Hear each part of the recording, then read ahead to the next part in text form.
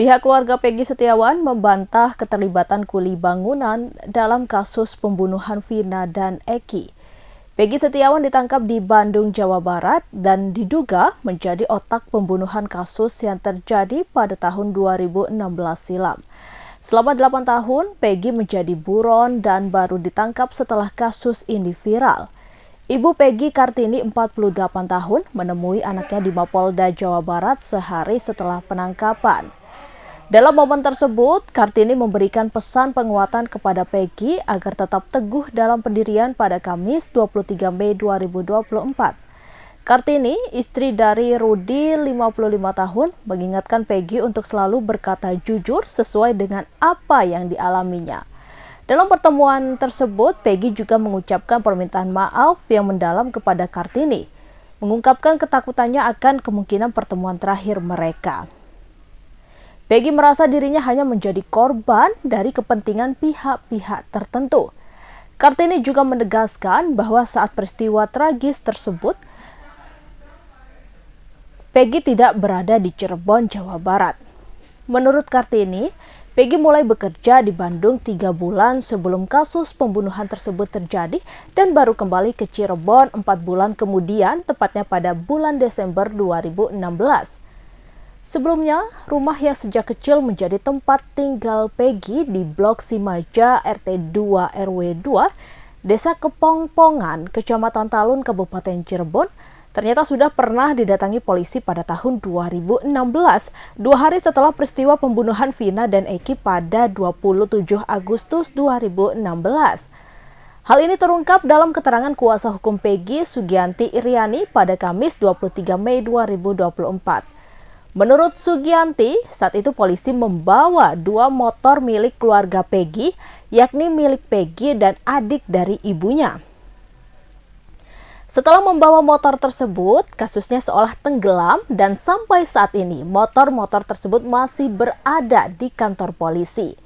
Sugianti mengungkapkan kekecewaannya karena penggeledahan kembali dilakukan tanpa pemberitahuan kepadanya sebagai kuasa hukum, di mana saat ia sedang mendampingi Peggy di Polda Jawa Barat untuk berita acara pemeriksaan atau BAP. Sugianti juga mempertanyakan alasan penghentian sementara proses penyelidikan terhadap Peggy pada tahun 2016. Padahal penggeledahan rumah sudah dilakukan dan Peggy sudah diberitahukan berada di Bandung. Sugianti menegaskan bahwa Peggy tidak mungkin menjadi pelaku pembunuhan tersebut karena pada tahun 2016 Peggy sudah berada di Bandung sejak Juli hingga Desember 2016. Ia juga menyatakan terhadap kejanggalan dalam data DPO atau daftar pencarian orang yang dirilis oleh polisi. Sugianti menambahkan bahwa penangkapan Peggy saat ini disangkakan juga sebagai pelaku pembunuhan berencana terhadap Vina dan Eki, seperti 8 terpidana lainnya.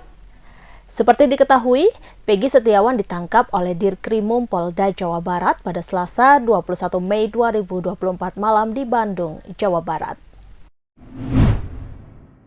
Perdana Menteri Israel Benjamin Netanyahu mengancam akan melakukan pembalasan ke negara-negara yang mengakui Palestina sebagai sebuah negara. Ancaman ini dilontarkan Netanyahu setelah sejumlah negara di kawasan Eropa berbondong-bondong secara resmi mengakui negara Palestina. Netanyahu mengklaim tindakan dunia mengakui Palestina sebagai sebuah negara sama halnya memberikan angin positif bagi para teroris. Kecaman ini dilontarkan Netanyahu dan pendukungnya setelah 3 negara di Eropa yakni sepakat mengakui kedaulatan Palestina. Ketiga negara tersebut yakni Norwegia, Irlandia, dan juga Spanyol merespon pernyataan Norwegia, Spanyol, dan Irlandia yang resmi mengakui negara Palestina. Pemerintah Israel memutuskan untuk menarik duta besarnya dari kedua negara tersebut. Langkah ini dilakukan untuk tujuan konsultasi mendesak. Sebuah minibus Isuzu Elf pengangkut wisatawan asal Cina terguling di jalur arah Taman Wisata Alam Kawah Ijen Desa Taman Sari, Kecamatan Licin, Kabupaten Banyuwangi pada Jumat 24 Mei 2024. Sebanyak 13 penumpang dan seorang sopir selamat. Kecelakaan tunggal itu diduga akibat remblong dan pengemudi yang kurang menguasai jalur. Lokasi kecelakaan terjadi di jalur naik turun dan berkelok. Pengemudi minibus Hasan Asyari mengaku kendaraan yang ia tumpangi mengalami remblong sesaat sebelum terguling. Saat itulah kendaraan bernopol L7033 PRK itu terguling ke kanan hingga menutup hampir seluruh badan jalan. Sebelum terguling, kendaraan itu sempat menabrak pembatas jalan. Hampir seluruh kaca minibus bagian samping kanan pecah, beberapa bagian bodi kendaraan juga penyok. Minibus yang dikemudikan Hasan mengangkut 13 wisatawan asal Cina. Seluruhnya selamat dalam kejadian tersebut. Hanya saja, seorang wisatawan mengalami luka lecet ringan. Ia kemudian dibawa ke Puskesmas Slicin untuk mendapatkan perawatan. Para wisatawan tersebut baru saja berlibur di TWA Kawah Ijen. Kecelakaan terjadi ketika mereka hendak meninggalkan tempat wisata menuju ke Tapang. Rombongan wisatawan asal Cina sebenarnya berjumlah sekitar 15 orang.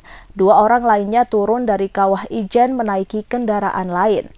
Kanit Gakum Satlantas Polresta Banyuwangi Ibtu Heru Slamet Haryanto mengatakan dugaan kecelakaan akibat kurang hati-hatinya pengemudi. Apalagi pengemudi baru pertama kali melintas di jalur yang cukup ekstrim tersebut. Polisi telah mendatangi tempat kejadian perkara dan memeriksa sejumlah para saksi. Pihaknya kini masih mendalami kasus tersebut untuk memastikan penyebab pasti kecelakaan.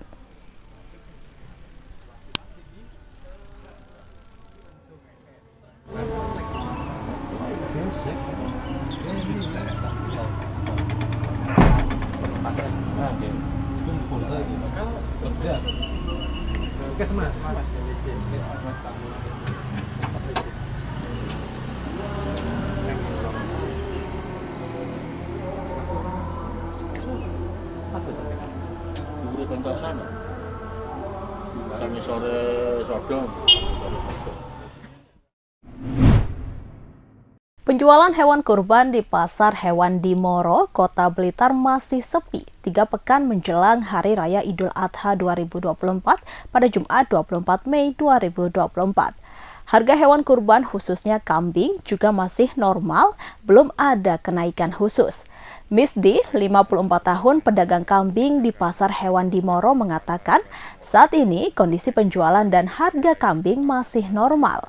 Saat ini harga kambing yang siap untuk dikurban masih kisaran 2,5 juta hingga 3 juta rupiah per ekor.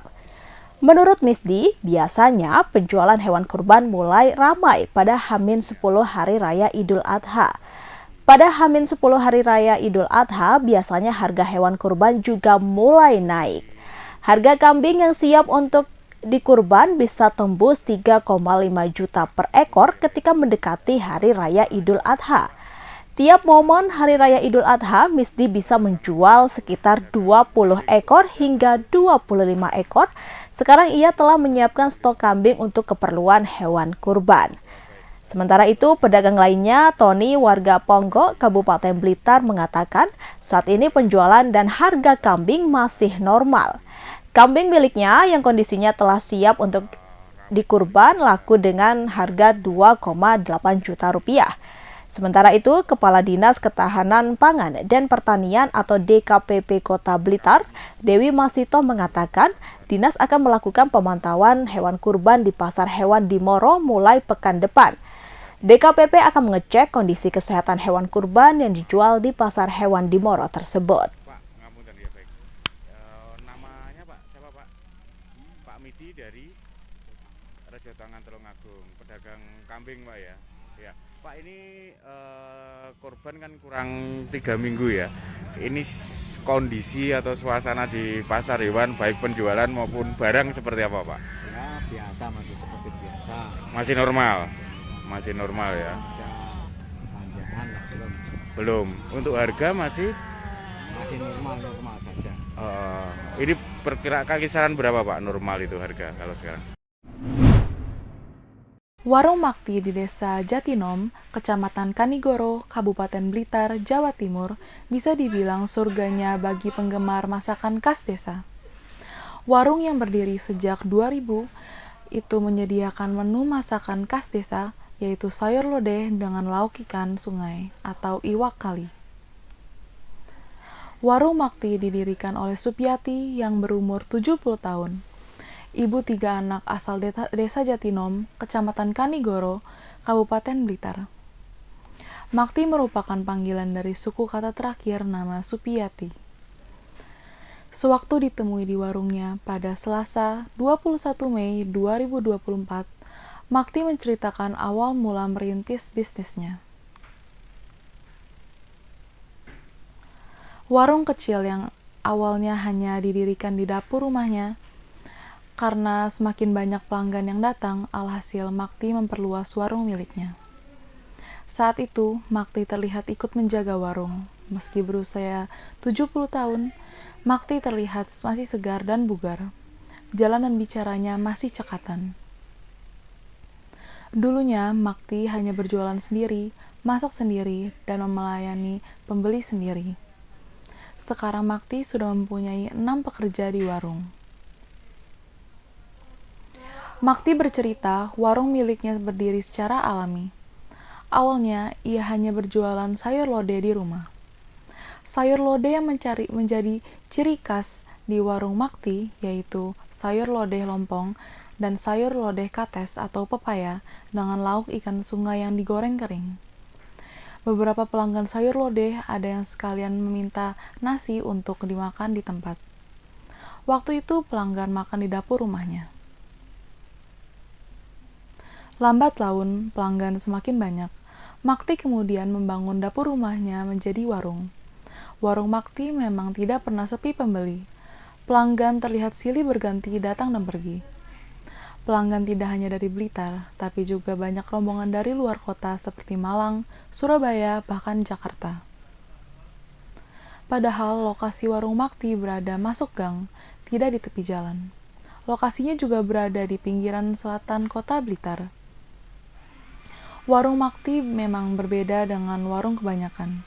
Semua masakan di warung Makti diolah secara tradisional, yaitu ditungku dengan bahan bakar kayu. Sampai sekarang, Makti masih mempertahankan memasak di tungku menggunakan bahan bakar kayu. Menurut Makti, masakan yang diolah dengan kayu bakar lebih matang sempurna dan lebih sedap.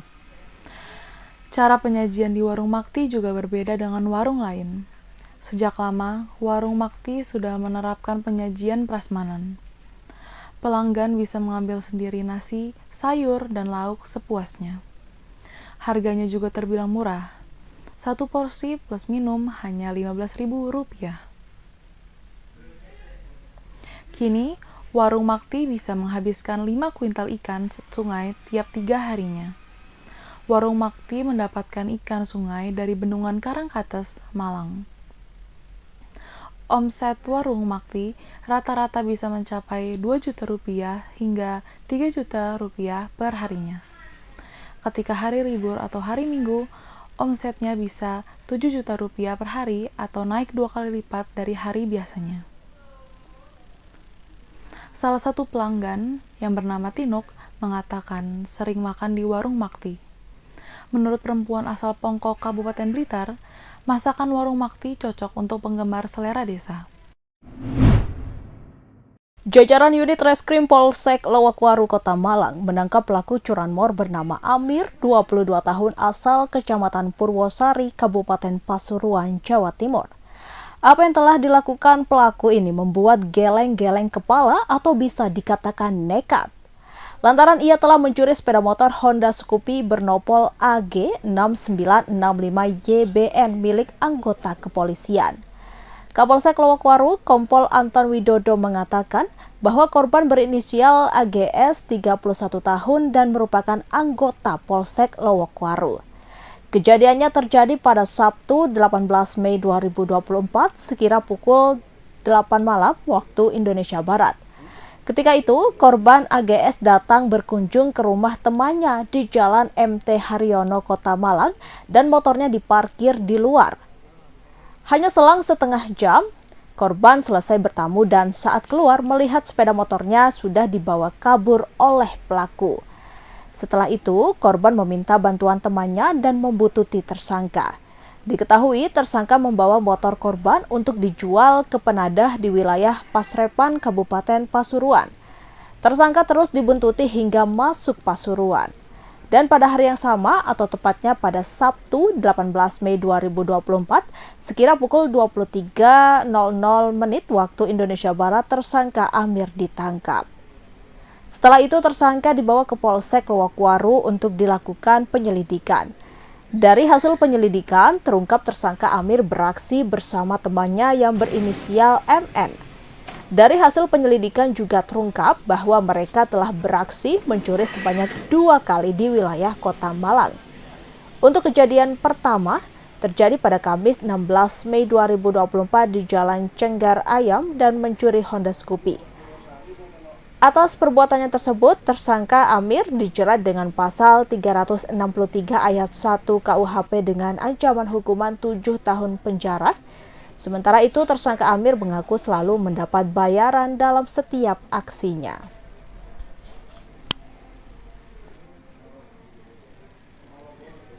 Atau curanmor. Kejadiannya pada hari Kamis, tanggal 18 Mei 2022 sekitar pukul 20.00. Kebetulan yang menjadi korban adalah anggota Polsek pada saat sedang berkunjung ke rumah temannya berdua, yang berdua parkir bersebelahan, ditinggal masuk ke rumah temannya kurang lebih setengah jam. Kendaraan milik anggota ini dibawa kabur oleh seseorang. Mengetahui hal itu, temannya yang korban yang bawa kendaraan ini boncengkan untuk mengikuti dari belakang sampai tersangka ini berhenti kendaraan tersebut di daerah Paserta, Pasuruan. Kemudian anggota ini menghubungi rekan-rekan yang lain yang di Polsek. Kemudian di hari itu juga kurang lebih pukul 22 dilakukan upaya paksa penangkapan terhadap pelaku. Pelaku 2 orang. Rencana kendaraan tersebut akan diserahkan ke penadahnya. Namun pada saat dilakukan penangkapan yang bisa dilakukan penangkapan tersangka atas nama AN. Download Tribun X sekarang, menghadirkan lokal menjadi Indonesia.